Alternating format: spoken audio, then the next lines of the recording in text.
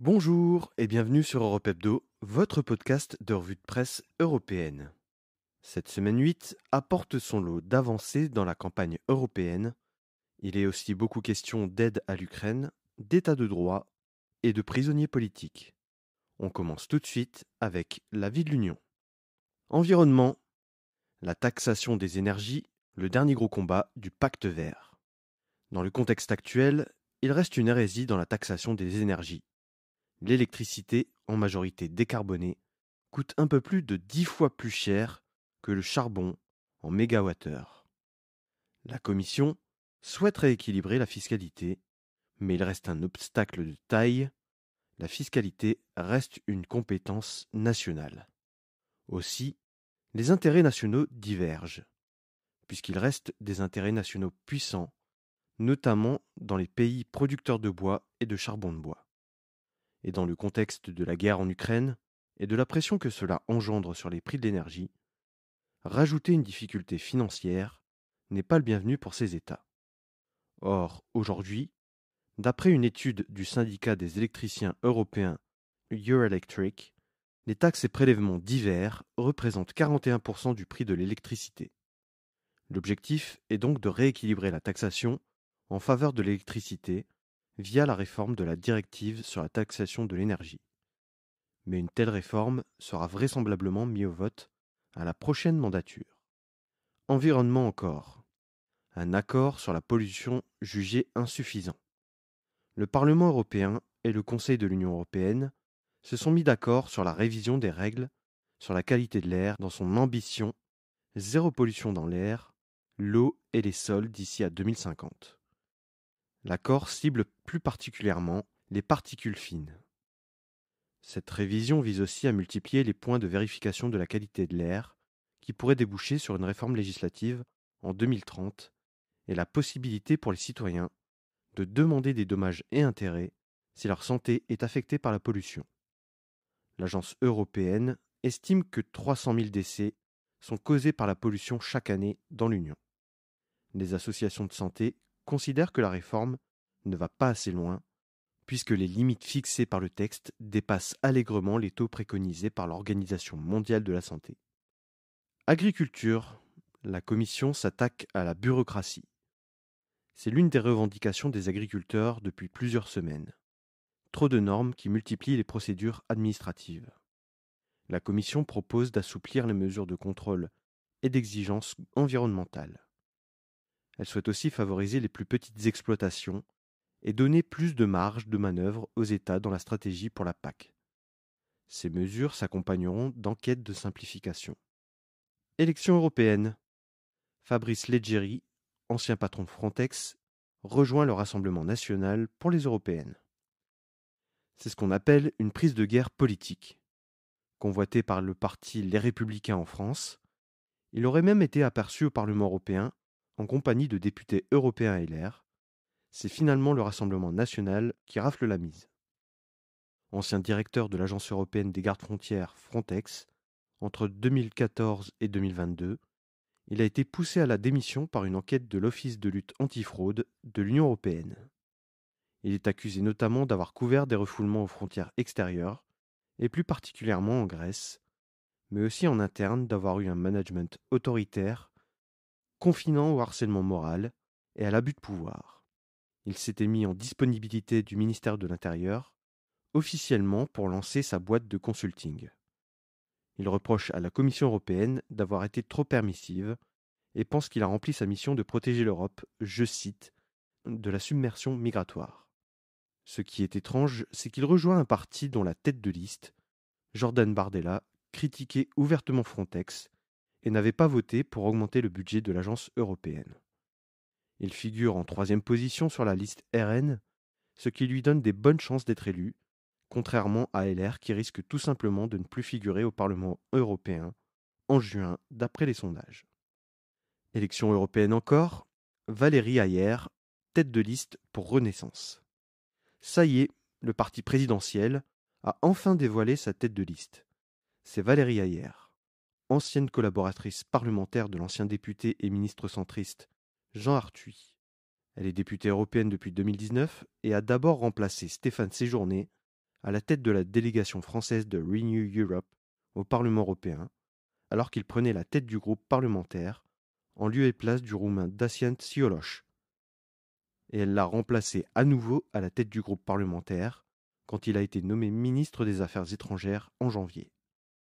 Elle rejoint donc Jordan Bardella pour le RN, Marie Toussaint pour les écologistes, Manon Aubry pour la France insoumise, François-Xavier Bellamy pour les Républicains, Léon Defontaine pour le Parti communiste et Raphaël Glucksmann pour le Parti socialiste. Élection européenne toujours, Ursula von der Leyen, candidate à sa propre succession. Depuis quelques semaines, c'était un secret de polichinelle, c'est désormais officiel.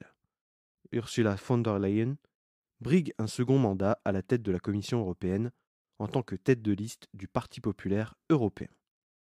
Elle l'a annoncé le 19 février. Devenue candidate après le rejet de Manfred Weber en 2019, tête de liste PPE rejetée par les chefs d'État et de gouvernement européens, principalement par le président français Emmanuel Macron, elle a été approuvée de justesse par le Parlement européen. Son mandat a été marqué par le pacte vert, la crise du Covid et le plan de relance qui a suivi, et la guerre en Ukraine. Sa gestion des dossiers fait aujourd'hui qu'elle est soutenue par le président français et le chancelier allemand, pour des raisons très différentes cependant. La France veut que la prochaine commission axe sa stratégie sur l'industrie des technologies d'avenir et sur l'avancée vers une Europe de la défense, alors que l'Allemagne veut mettre en avant la signature de l'accord avec le Mercosur.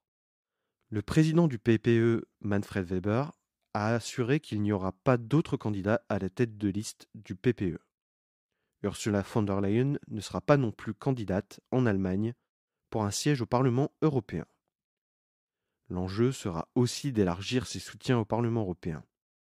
Les libéraux démocrates et les Verts, donnés grands perdants au profit des conservateurs et réformistes européens et d'identité et démocratie, des deux partis de droite ultra-conservatrices et d'extrême droite, elles tentent de séduire les partis d'ECR qui se disent en faveur de l'Europe, de l'OTAN, de l'Ukraine et de l'État de droit.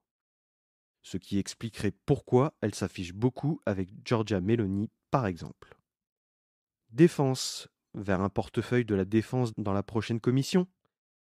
C'est d'ailleurs une annonce faite par Ursula von der Leyen lors de la conférence sur la sécurité à Munich, grand-messe annuelle mondiale sur la sécurité, qui s'est tenue du 16 au 18 février. La condition est que, bien sûr, elle soit à la tête de la commission au mois de novembre prochain. Un sujet qu'elle a déjà tenté de faire avancer lors de l'actuel mandat, puisqu'elle a doté la commission d'une nouvelle direction générale dédiée à la défense et à l'espace, sous la responsabilité du commissaire au marché intérieur, actuellement Thierry Breton. Cependant, un tel poste pose plusieurs questions, puisque le haut représentant aux affaires étrangères l'est aussi pour la politique étrangère et de sécurité commune, et a l'autorité sur l'Agence européenne de défense. La création d'un tel poste est soutenue par les Pays-Bas et par l'Italie.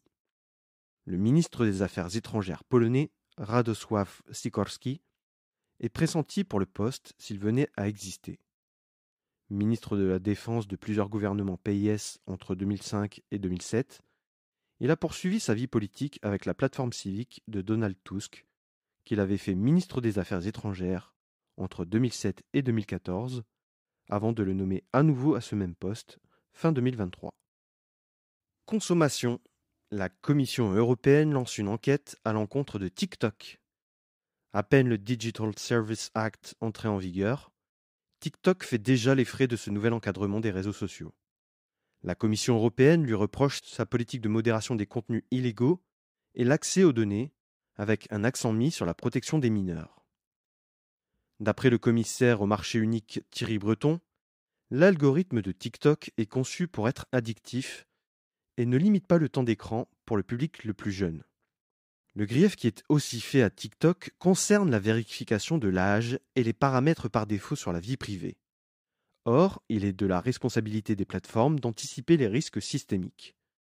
Avec son système dit terrier de lapin, qui propose un type de contenu qui a le plus de chances d'attirer l'utilisateur, l'application est très addictive.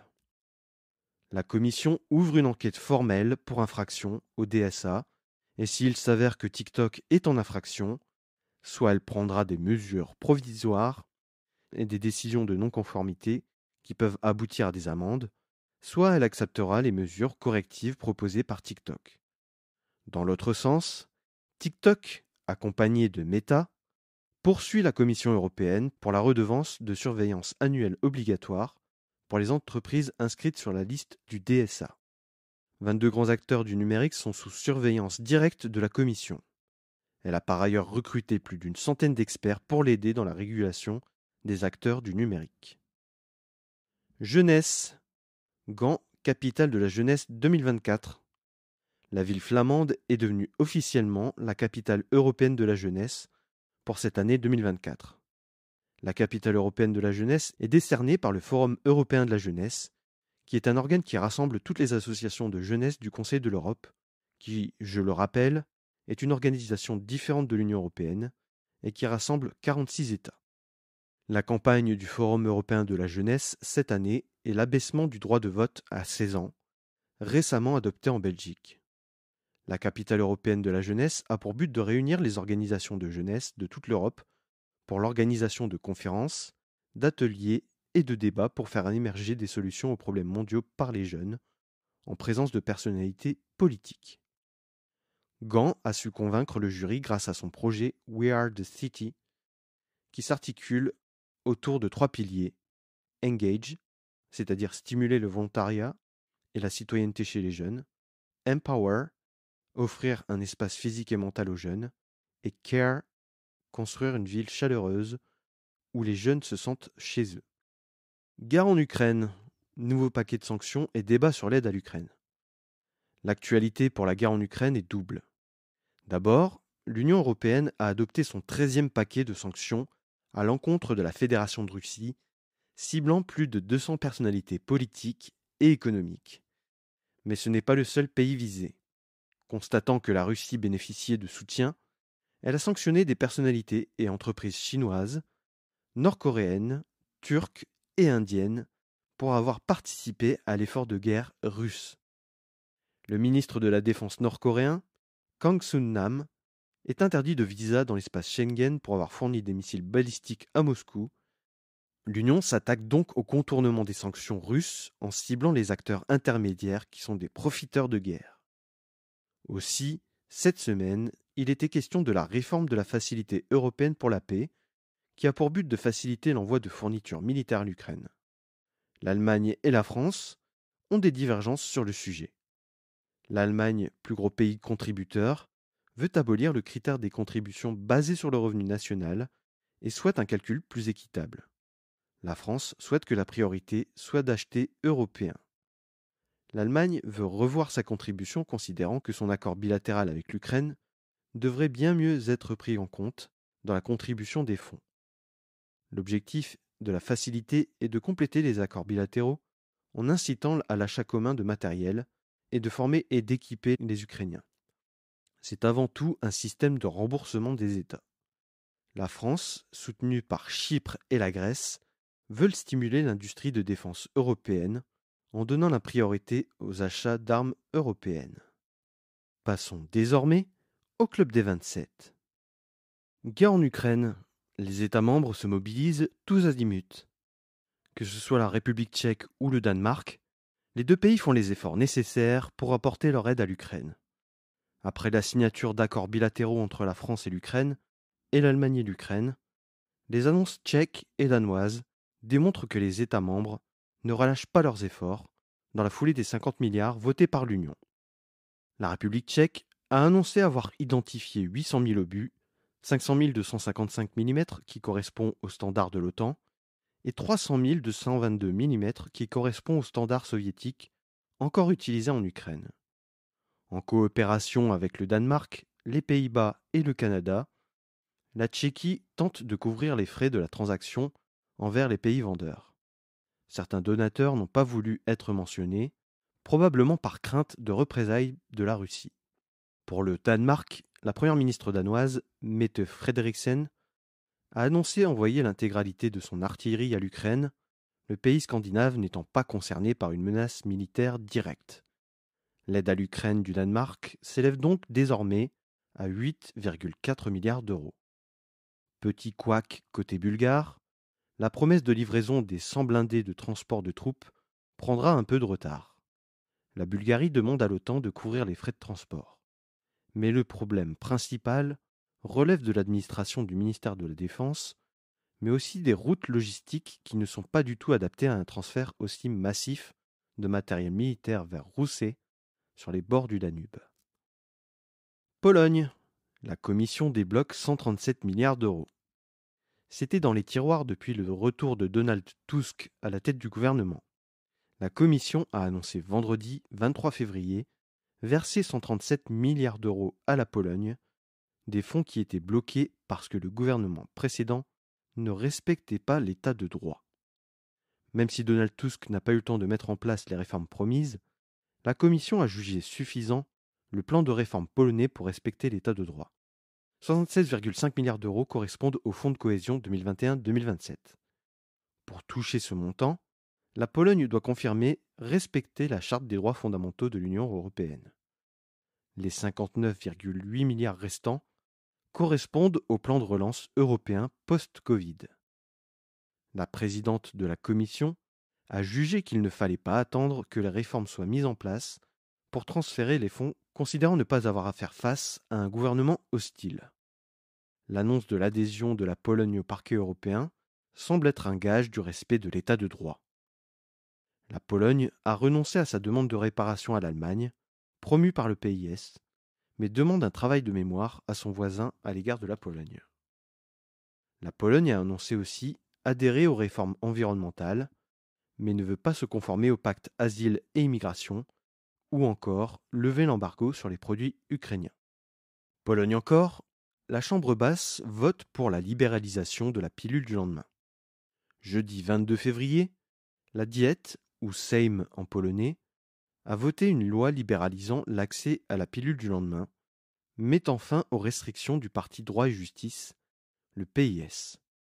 Elle n'était jusqu'alors disponible que sur ordonnance. Le texte prévoit la disponibilité de la pilule dès 15 ans, sans ordonnance.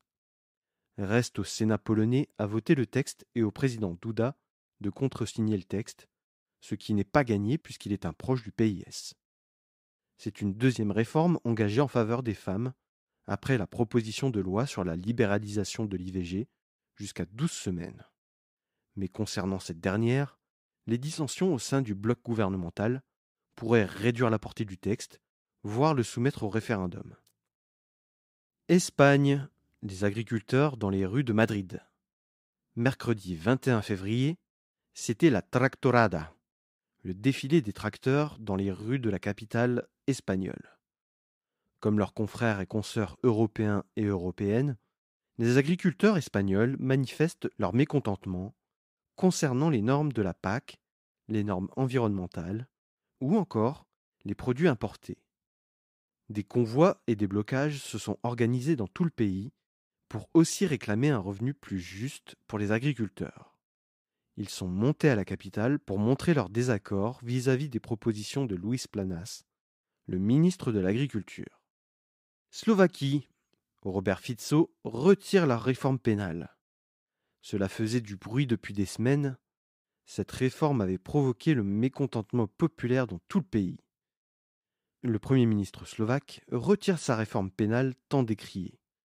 Il passera un amendement pour retirer la loi par la procédure accélérée, la même procédure qu'il avait utilisée pour faire passer le texte.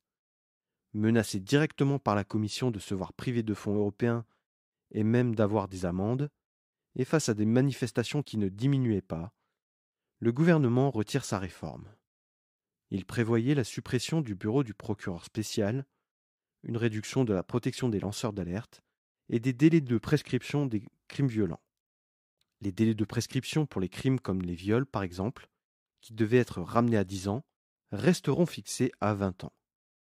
La loi était faite pour protéger le Premier ministre et son parti des enquêtes pour corruption en cours depuis 2019. Allemagne. Le Parlement adopte la loi la plus libérale en Europe sur le cannabis récréatif. Vendredi 23 février, la loi sur la libéralisation du cannabis a été définitivement adoptée en Allemagne. C'était une des promesses de campagne d'Olaf Scholz. Paradoxalement, c'est au sein du SPD qu'on note les plus grandes dissensions sur le sujet dans la coalition gouvernementale, là où les Verts et les libéraux étaient quasi unanimes. Dès le 1er avril, il sera possible d'acheter et de cultiver du cannabis. La vente de cannabis se fera via des associations à but non lucratif. La quantité sera limitée à 25 grammes par jour maximum. Les clubs cannabis, c'est le nom des associations, pourront à partir du 1er juillet vendre des graines et des boutures de cannabis limitées respectivement à 7 et 5. Pour le public de 18 à 21 ans, la limitation est ramenée à 30 grammes par mois avec un taux de THC limité à 10%. Le gouvernement mise sur une campagne de sensibilisation et de prévention pour les moins de 25 ans. Cette réforme est une première étape qui devrait aboutir à la vente dans des magasins spécialisés dans la prochaine loi sur le cannabis.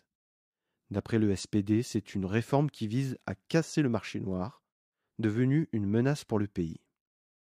Passons enfin à la rubrique Nos chers voisins. Bélarus, l'opposant Ihar Lednik, meurt en prison. Mardi 20 février, l'ONG des droits humains Viasna a annoncé la mort de Ihar Lednik dans la colonie pénitentiaire de Babrouïsk. Militant du Parti social-démocrate du Bélarus, condamné pour extrémisme pour le contenu de sa page Facebook.